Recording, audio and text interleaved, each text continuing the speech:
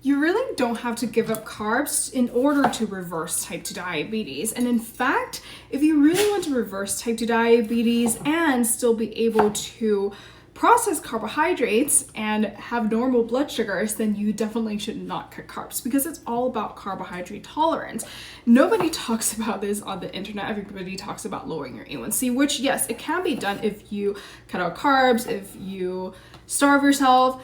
You can definitely lower your A1C, but is that sustainable? Is that long-term? Probably not, because I'm sure people like to eat, and I'm sure people will see these foods and want it because naturally we crave glucose, we crave carbohydrates because we are made to run on carbohydrates. Now, how are you able to eat carbs again if you have type 2 diabetes? Because most of the time, right, people see watermelon and they're like, my blood sugar is already high without even tasting it, right? So the thing you want to focus on is on reversing your insulin resistance. Sorry, that sounded weird, but on reversing insulin resistance, because that is why your body has a hard time processing carbohydrates. And how do you reverse insulin resistance? You want to eat a high fiber and low saturated fat diet and make sure it's minimally processed.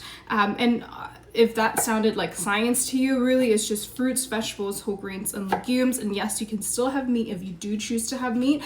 And if you want to learn how you can actually do so and how I've helped over 1,000 people reverse type 2 diabetes and insulin resistance, then make sure you watch my free training. Link is in my profile, and I'll see you guys there.